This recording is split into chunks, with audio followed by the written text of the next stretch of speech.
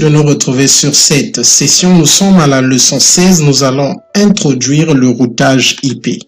L'Internet Protocol est à la troisième couche du modèle TCP/IP. Donc, il y a deux versions de l'Internet Protocol. Donc, l'IP version 4, l'Internet Protocol version 4, en abréviation IPv4, et l'Internet Protocol version 6, en abréviation IPv6.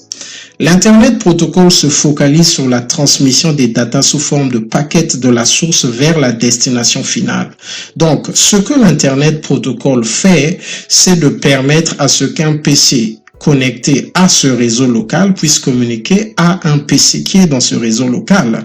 Lorsque nous nous mettons dans le contexte du réseau TCP/IP, ce routeur peut être en Amérique du Nord et ce routeur peut être en Asie. Ce que l'Internet Protocol fait, c'est de permettre à ce qu'il y ait communication entre l'équipement qui transmet et l'équipement qui reçoit. Donc, de la source vers la destination finale.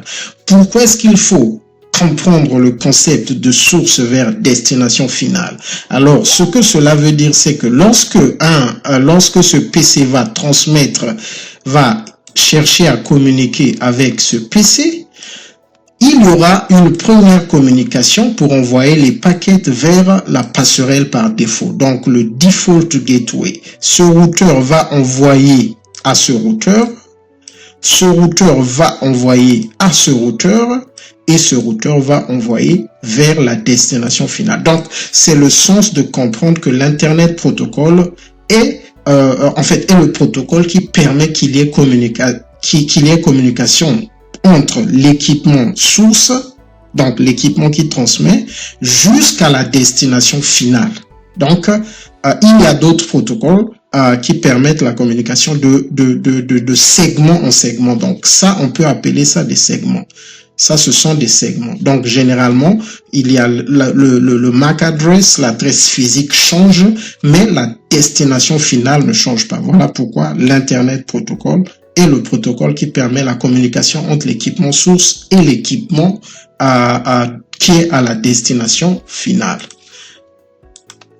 Alors, l'Internet Protocol ne s'intéresse pas aux détails de la couche physique, mais plutôt aux détails logiques. Comment les paquets doivent traverser le réseau TCP/IP de la source vers la destination finale, même s'ils traversent plusieurs LAN ou WANs. Donc, c'est ce que nous venons d'expliquer. Un paquet en allant de la source jusqu'à la destination finale va traverser des réseaux locaux ou encore des réseaux longue distance. Ce que l'Internet Protocol permet de faire, c'est que le paquet qui a été transmis de la source puisse arriver jusqu'à la destination finale. Pour continuer, donc ici nous avons une comparaison entre l'adresse IP version 4 et l'adresse IP version 6. Donc les éléments les plus importants à retenir, c'est la taille de chaque adresse. Donc l'adresse IP version 4 a 32 bits, l'adresse IP version 6 a 128 bits. Au cours d'un interview ou au cours de l'examen du CCNA, on peut vous poser la question, l'adresse IP version 6 a combien de bits? Donc ici, nous avons l'exemple de la notation décimale d'une adresse IP version 4 et ici, nous avons la notation hexadécimale de hexadecimal notation. Donc ici, c'est l'adresse IP version 6. Ici, c'est le nombre d'adresses. Donc ces détails, nous les verrons plus tard, mais pour l'instant, nous pouvons juste nous focaliser sur la taille. Et si vous voulez déjà vous mettre dans le bain, vous pouvez poser pour voir les autres détails. Alors, la logique de transmission de la troisième couche. Les routeurs équipements de la troisième couche, je le rappelle, donc nous avons le hub qui est à la première couche, le switch qui est à la deuxième couche et le routeur est à la troisième couche.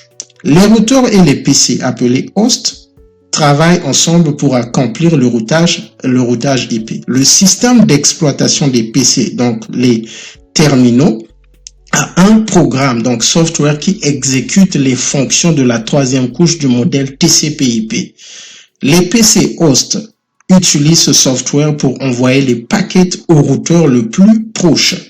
Les routeurs décident de la destination finale où envoyer les paquets jusqu'à livraison à la destination finale.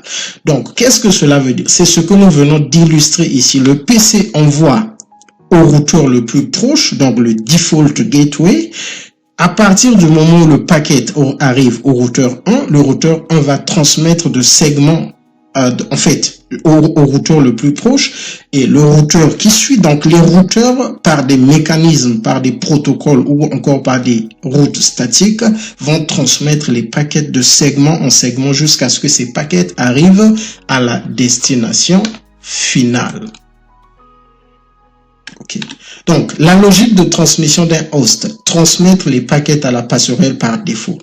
Un PC qui veut transmettre des paquets à une destination qui n'est pas dans le réseau local, transmet le data link frame à la passerelle par défaut. Ici, c'est très important à comprendre cette différence. Si ce PC veut communiquer avec ce PC, ils sont dans le même réseau local, il n'a pas besoin de passer par la passerelle par défaut, parce qu'ils sont dans le même réseau local.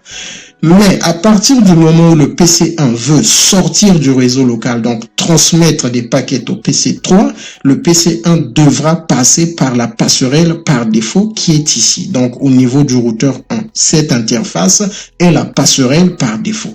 Ça, c'est une différence à comprendre. Les paquets qui sont destinés à un équipement qui est dans le même réseau local ne sont pas envoyés à la passerelle par défaut. Par contre, les paquets qui doivent sortir du réseau local sont envoyés à la passerelle par défaut.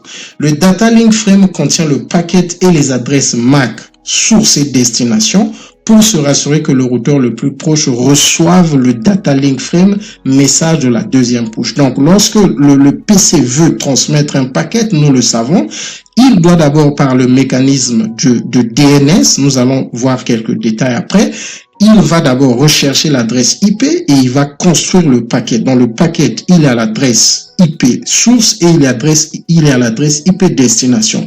Donc, lorsqu'il va envoyer le paquet au niveau de la deuxième couche par le mécanisme en encapsulant les data qui viennent des couches supérieures, le data va arriver, en fait, disons, appelons ça IP packet parce que nous sommes à la troisième couche. Le IP packet va arriver à la deuxième couche.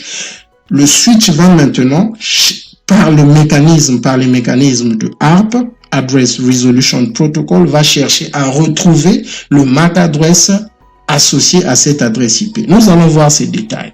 Donc ici, nous avons le format du frame.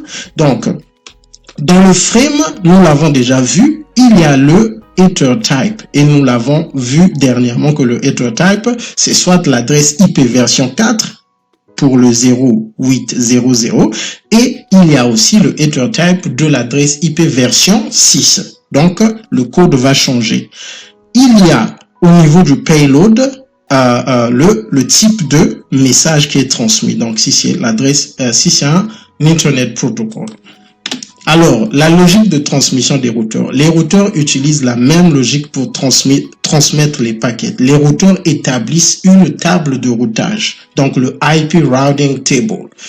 La table de routage contient une liste des adresses IP par groupe. Donc, si nous venons ici nous avons un groupe, c'est un subnet, ici c'est un subnet, ici c'est un subnet, ici c'est un subnet. Donc, je vais ouvrir ceci.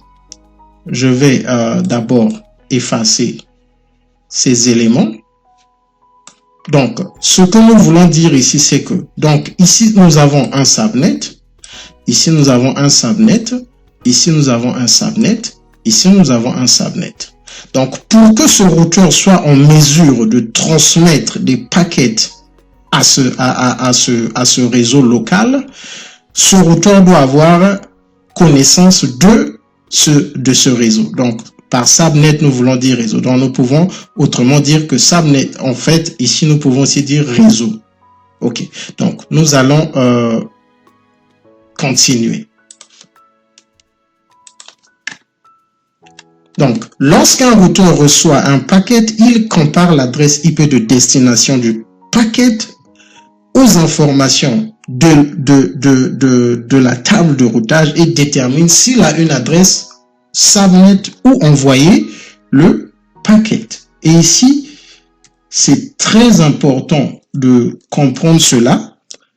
C'est ce que nous venons de dire. Nous venons de dire en quelque sorte. Donc, la table de routage contient toutes les destinations, les réseaux que le routeur peut atteindre.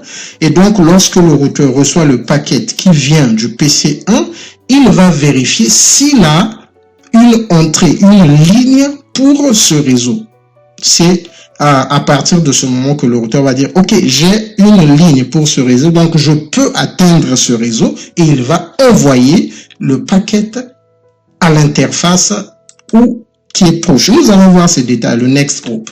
Ici, comment la troisième couche utilise, je vais fermer ceci, excusez, les réseaux LAN et WAN.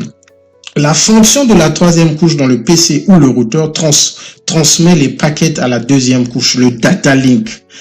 Le data link transmet les paquets à la première couche, donc la couche physique. Donc, nous allons parler de l'encapsulation. Donc, lorsque le message vient de la cinquième couche, c'est le data. Lorsqu'il arrive à la quatrième couche, nous sommes au niveau du transport. Si c'est le TCP qui est utilisé, le TCP va encapsuler le data. Et la quatrième couche va envoyer à la troisième couche, donc le network. Au niveau de la troisième couche, on ajoute l'adresse IP source et l'adresse IP de destination et on transmet à la deuxième couche. La deuxième couche ajoute des informations telles que le MAC source et le MAC destination et envoie à la couche physique. La couche physique permet de faire passer les paquets d'un équipement à un autre. Donc ici nous avons des connexions physiques.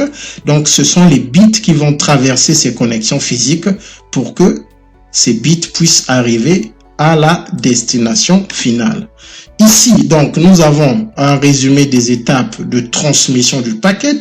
Supposons que ce PC veut communiquer avec le PC, un PC qui est dans ce LAN.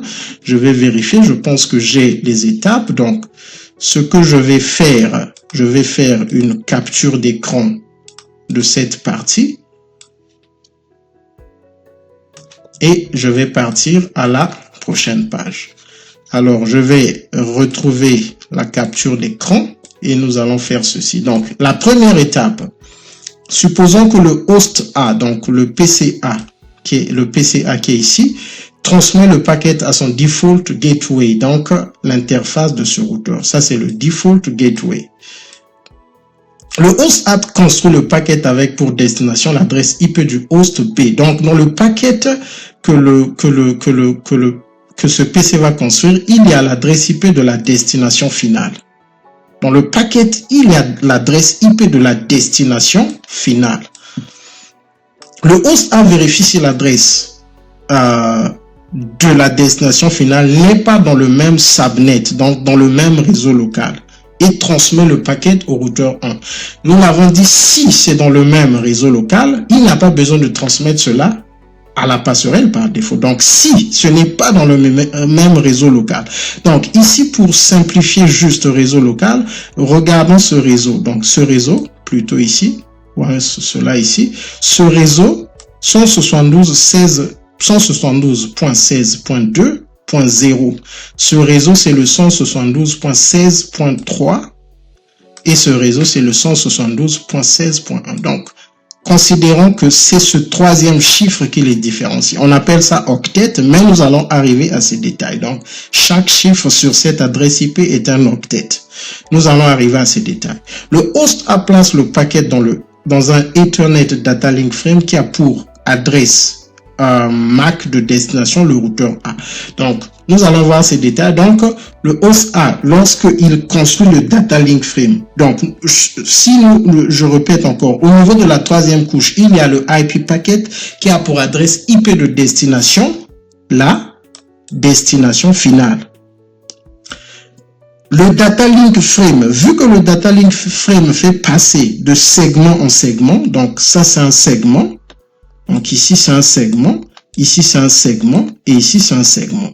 Donc pour le Data Link Frame, il met le MAC du routeur A, puisque c'est ici qu'il va d'abord envoyer le frame. Le host A transmet le paquet à l'Ethernet, donc le réseau local, qui va livrer le paquet à la passerelle par défaut. Donc, de façon générale, les PC host et les routeurs utilisent le protocole ARP, Address Resolution Protocol, pour déterminer l'adresse physique à utiliser lors de la transmission des paquets destinés à un équipement connecté au LAN. Donc, lorsque un PC veut transmettre un paquet, un frame à un équipement qui est connecté au LAN, il utilise le ARP pour retrouver donc l'adresse IP du dit équipement. Donc, la deuxième étape, le routeur A exécute le frame et transmet le paquet au routeur B. Quels sont les détails de cette étape? Alors, dans la mesure où le frame reçu de la part du host A a pour MAC address celui du routeur A, donc lorsque le frame est construit, il y a le MAC address de cette interface. Donc, quand le routeur le reçoit, il voit que c'est son MAC address, le routeur va exécuter le frame, donc va processer le frame, va traiter le dossier, en d'autres termes. Le routeur A vérifie le field FCS, donc frame check sequence du frame, pour valider s'il n'y a pas des erreurs. S'il n'y a pas des erreurs, le routeur A écarte le header et le trailer du frame.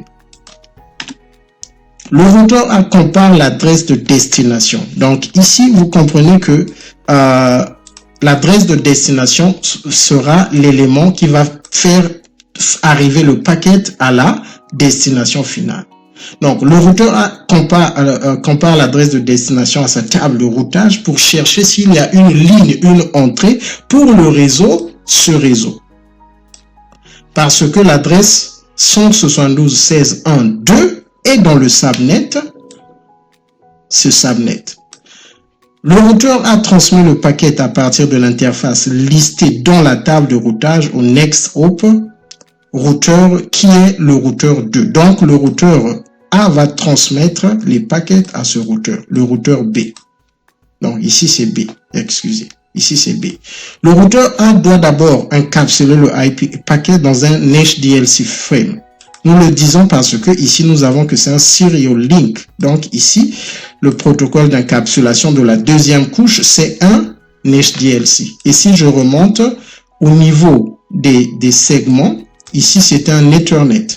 Parce que c'est un Ethernet, c'est le standard Ethernet. Ici, c'est un serial link, c'est le HDLC. Alors, ici, nous avons l'exemple d'une table de routage où nous avons les réseaux. Ça, c'est un réseau. Et donc, l'interface par lequel on va envoyer les paquets. Nous allons voir ces détails, mais c'est juste pour vous donner une idée de ce à quoi ressemble la table de routage. Donc ici, nous avons encore, pour rafraîchir la mémoire, le frame HDLC. Donc, nous le voyons ici. Donc, la troisième étape, le routeur B, parce que le paquet est maintenant arrivé au routeur B. Alors, qu'est-ce que le routeur B va faire? Le routeur B exécute le frame et transmet le paquet au host B. Le routeur B vérifie le field FCS du frame pour valider s'il n'y a pas des erreurs. S'il n'y a pas des erreurs, le routeur B écarte le header et le trailer du frame. Donc, le header et le trailer sont, ce sont les en-têtes et la fin du message du frame. Donc, lorsque nous sommes à la deuxième couche. Donc, la deuxième couche, les éléments de la deuxième couche permettent de faire passer le message de segment à segment. Donc, ça, c'est un segment, ça, c'est un segment. Mais l'adresse IP de destination ne change pas. De source et de destination, ces adresses IP ne changent pas. Alors, le routeur B compare l'adresse de destination, donc le 172.16.1.2, à sa table de routage et trouve que 172.16.1.0 est un subnet rattaché à l'une de ces interfaces. Donc, vu que nous avons cette adresse ici, donc ça c'est ce subnet, ça devient un peu désordonné. Je vais effacer, excusez. Oh, excusez, je suis dans autre chose. Alors, c'est ça que je dois utiliser.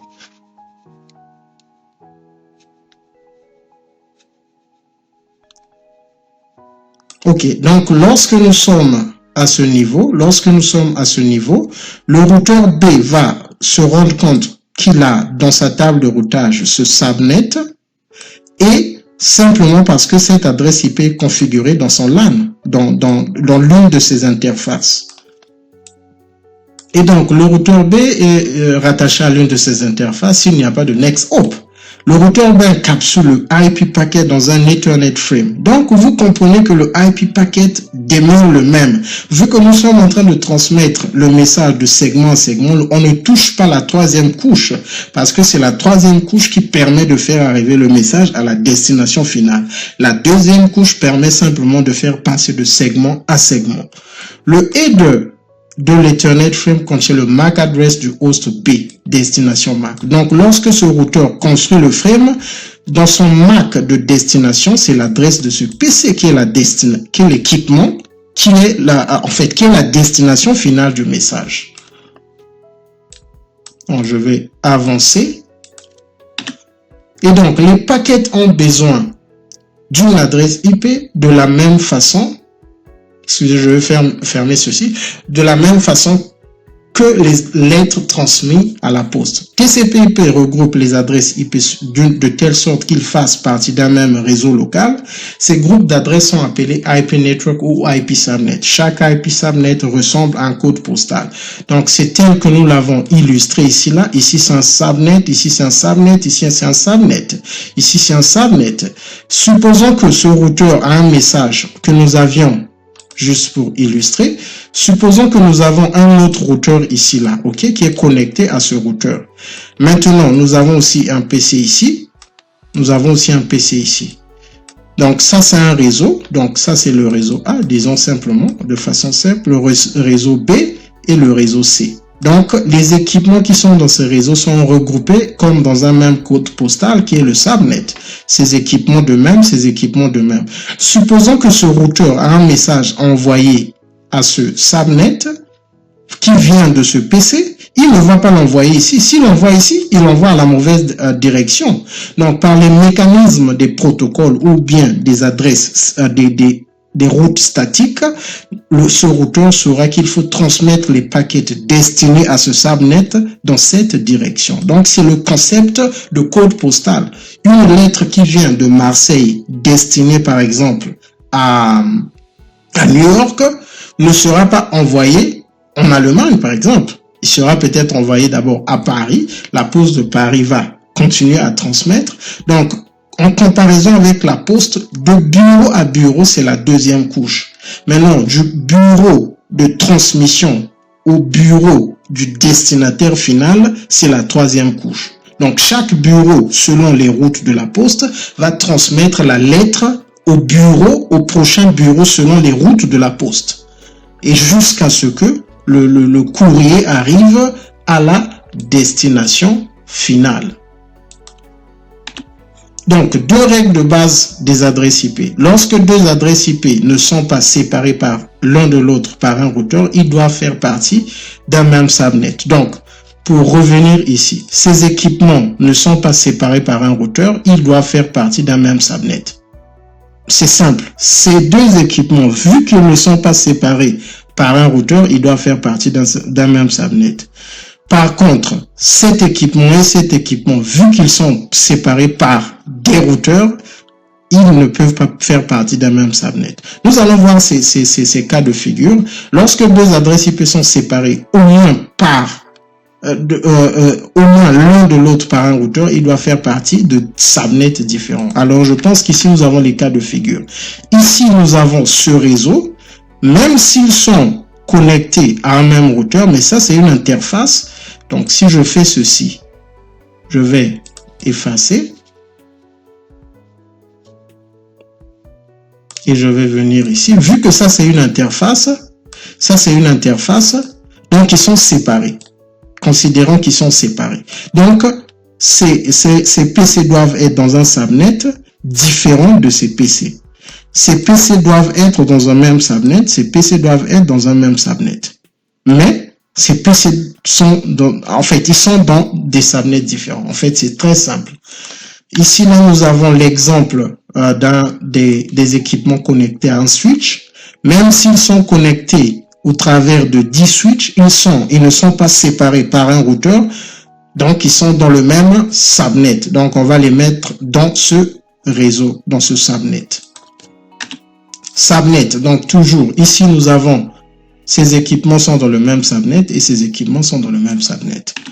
Alors, le IP header. Le routage IP utilise le IP header en tête du message de la troisième couche, donc le packet. Le IP header liste les adresses IP 32 bits IP source, 32 bits IP destination. Le IP header fait 20 bytes. Alors que le routeur écarte et ajoute les data link header en tête du message de la deuxième couche toutes les fois qu'il transmet le paquet, le IP header ne change pas. C'est ce que nous avons dit, les adresses IP restent inchangées parce que les adresses IP permettent de faire passer le message de la source à la destination finale. Donc, le plus important ici, ce sont les informations source et destination. Donc, parce que ce sont les éléments qui permettent de faire passer le message de la source vers la destination finale. Ici également, c'est un exemple d'un IP header, mais il est plus développé. Nous avons la version of IP. Donc, ça peut être 4 ou 6. Donc, ça peut être la version 4 ou version 6. Ici, nous avons les protocoles qui peuvent passer. Donc, ici, à ce niveau. Donc, ça, ce sont les différents types de protocoles qu'on peut mettre ici, là. Et nous avons vu source et destination. Nous sommes à la fin de Man who has confidence in himself gains the confidence of others. Si vous avez confiance en vous-même, vous allez gagner la confiance des autres.